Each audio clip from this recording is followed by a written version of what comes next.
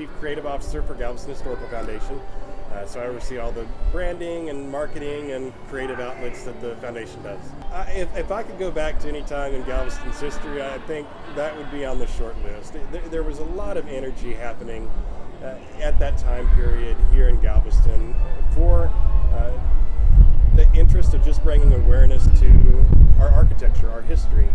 The Historic Homes Tour started out right around that time as well.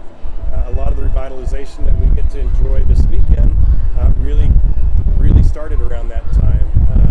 In Dickens' case, there was a group of people that wanted to bring awareness to the Strand and to the conditions of the Strand. It did not look like what it looks like now. It was not a tourist draw.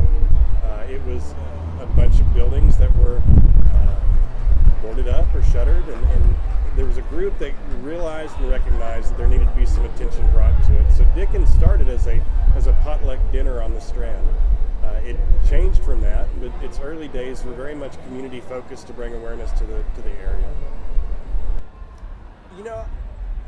I think that it's because of the uniqueness of it. You can't go anywhere else and do this. You can do it here. You get to surround yourself with the architecture and the story. Everyone loves a Christmas Carol, and rightfully so.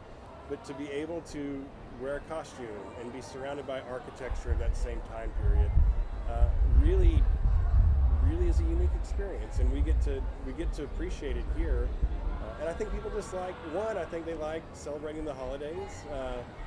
Galveston is a great place to do it weather-wise, so you get to do some stuff in winter, which is just not the same winter you're going to get somewhere else. But it's unique, it's special, and I think a lot of that feeling also comes back from those early days. It's a community-focused event still.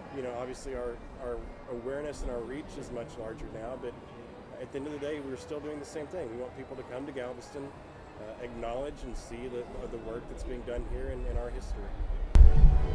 Our family was very well introduced to Dickens.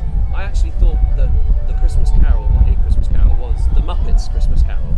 So I spent the first few years of my life thinking that it wasn't a Dickensian thing at all.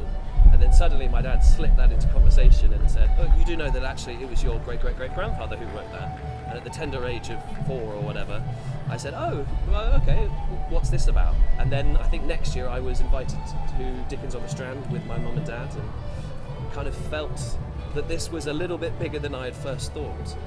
But being a relation, you have this amazing ability for other people to think that you have some kind of psychic connection, or you have an ability to understand everything and know everything, when actually the best stories I'm told are from real Dickens buffs who do know everything. And they say, "Oh, have you heard this one? Do you know that? Do you know where that character came from? Do you know where he wrote this?" And all those stories come from other people. And so you kind of accumulate quite a few stories purely from the other people, from the other person's perspective, because that's what it's about. It's about people who really, really love this Dickens, not just the character of himself, not just the author, but the worlds that he created. And if they're touching everybody, and if I can act as a vessel for that love and that support, then I can only feel blessed. I think that's an absolute privilege.